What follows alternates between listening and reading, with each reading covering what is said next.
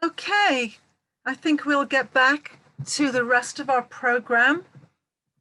Hopefully everybody is back on with us.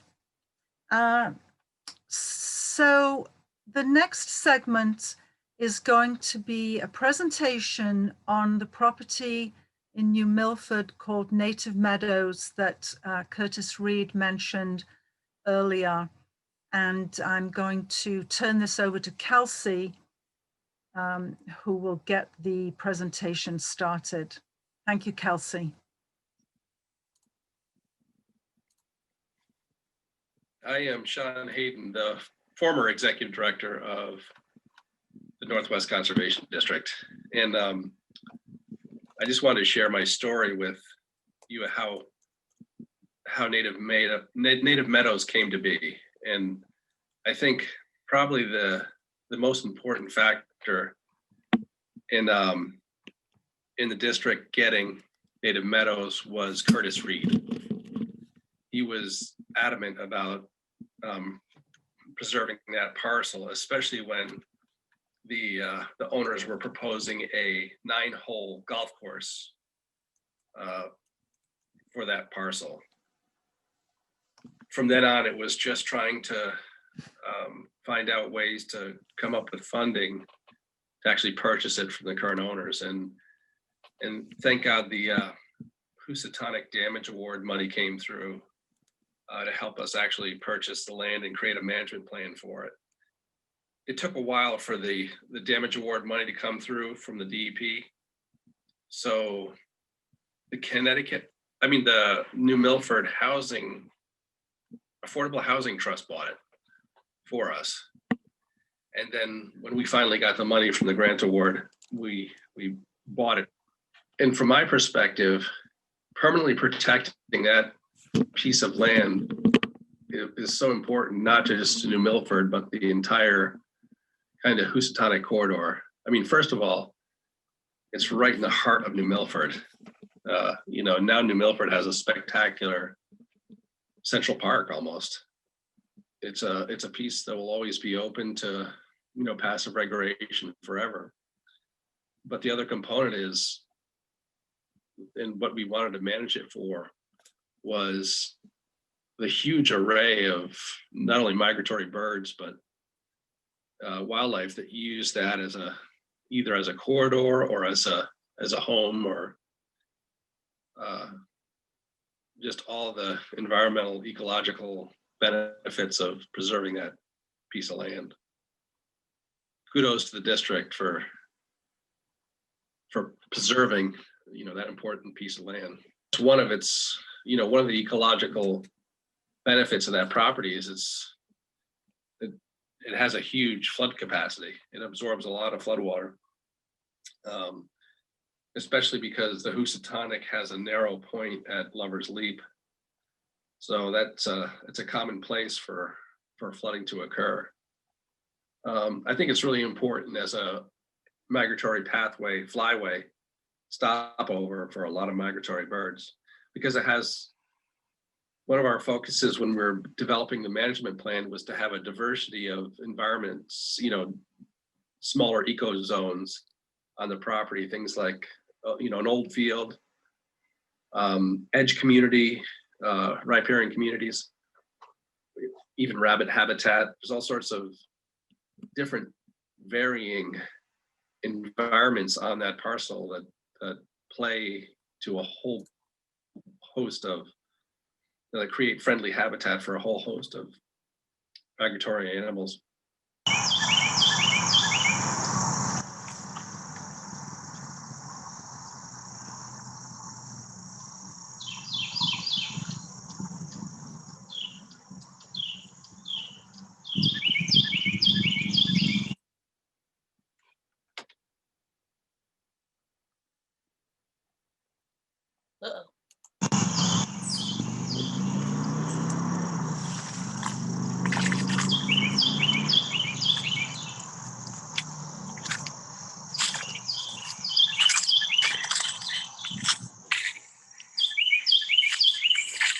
I think from a human perspective, I think the Native Meadows is a great piece in putting together sort of a green belt, greenway way to explore New Milford without having to be, eventually I envisioned us being able to use Native Meadows without having to go on Route 7 or be run over on the Green Bridge there. There was some way we could, connect the park to the greater downtown area so that folks could enjoy not only the new greenway going in on the town side, but come over to Native Meadows and enjoy that parcel of land too. So for a whole bunch of reasons, it's spectacular. They got preserved. That was a big part, invasive weeds, and that was a big part of when we first bought it. We actually, eradicated all the Phragmites. So it was all cut, and it was all, I rarely recommend the use of an herbicide, but Phragmites had really gotten in there and was really dominating and causing a monoculture, which isn't good for wildlife species. So we hired a contractor to go in there, mow it right down to stubble, let it regrow, and then we hit it with a aquatic environment safe organochloride.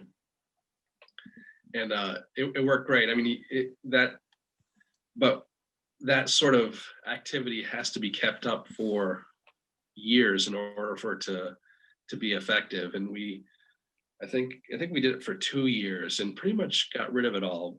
But I think in the meantime, it has started creeping back. When we first got it, we also went in there and removed all the invasive trees. There was ailanthus in there, tree of heaven, and some other invasives that were all cut down, especially along the river. So we were trying to make it a more diverse native environment to be attractive to wildlife and bird species. So that's that was the invasive part of the management plan. And I always envisioned that, in building the parking lot there and putting in the little kiosk, I always envisioned that being a great place. If paths were kept up there, people could really get lost. In the center of New Milford, you can get lost in a really beautiful, floodplain environment. Sometimes when I was working in the middle of that parcel, it was hard to believe that I was in the middle of one of Connecticut's bigger towns. Aside from the traffic noise, it's pretty amazing when you get into the heart of that place, how remote it feels. So what a gem.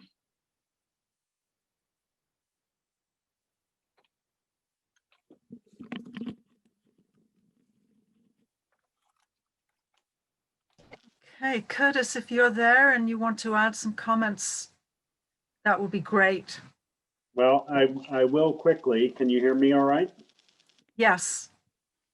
Well, I'd just like to say that this process started in about 2004, and it's the PCB damage fund from GE, and it was administered by the Connecticut DEP, NOAA, the National Aeronautic and Oceanic Administration, and U.S. Fish and Wildlife. And we had to go to meetings every few months. HVA was there and other people that were looking to get a piece of this pie. And we realized that this property was very valuable. And it goes back to research I'd done and personal experience. When I'd first gotten here in 1982, Sunny Valley was growing corn on this whole field here. And the corn, they never had to fertilize it or anything. And the corn would get down into the water table and just take off. It was so fertile because it's floodplain. And, the corn would be 12 feet high and spectacular. Well, anyway, that ended. But in the historic research of the property, it was apparently the last piece of land that the, quote, Indians sold to the settlers in New Milford in the 1600s. And they retained it longer than any other piece of land because it was their best piece of land for growing maize and beans. Now, the other reason to preserve this property, which wasn't mentioned in the video, but was of my interest, is it's one of the main recharge areas for New Milford Public Water Supply wells, which are right beside Big Y Shopping Center in that area. And there are more wells north along the river. And this area has sand and gravel that's very transmissive to water that goes 120 feet deep, and it actually will suck the river through the sand and gravel to go into the wells. And that's how New Milford can produce, probably 12 or 15 million gallons a day of fresh water, which allows for the development that's happened there. So it's extremely important as a floodplain for a wildlife corridor, especially for recharge. And in working that, we finally got the award in 2007 after 3 years of meetings and writing the proposal with the help of Sean and Jean. And the proposal scored the highest of any of their proposals because of all the ecologic and environmental benefits of the property. And now, finally, in 2020, here we are in the town of New Milford, and the vision has been realized. And these kind of things take a lot longer than anybody imagines at the time. And you just have to persevere. But the district should be very proud of this. We raised $348,500 from the grant and $112,729 as a matching, which we got from other sources. And then we raised more money to do the invasive removal and Phragmites removal and tree planting over time. And Sean Hayden gets a lot of credit for that. And since then, there have been advocates in New Milford, especially Julie Bailey and others, who have held the mayor's feet to the fire to make sure that this happens. And I hope from now on, it'll become more and more important for New Milford as passive recreation and for the environment. But thanks for putting this together, Kelsey. I know it was a major piece of work and you did a great job, and I appreciate it. So thank you. Thanks, Curtis. So thank you. Yes, thank you again, Curtis, for that. I would like to clarify, because I don't think we made it clear, that earlier this year, the Conservation District fulfilled its pledge to transfer the ownership of the property to the town of New Milford. And that is why a committee has been formed recently there to take over the management. The Conservation District does, however, still hold an easement on the property, which will enable us to make sure and give oversight to ensure that the property is maintained in an appropriate way. Okay, thank you.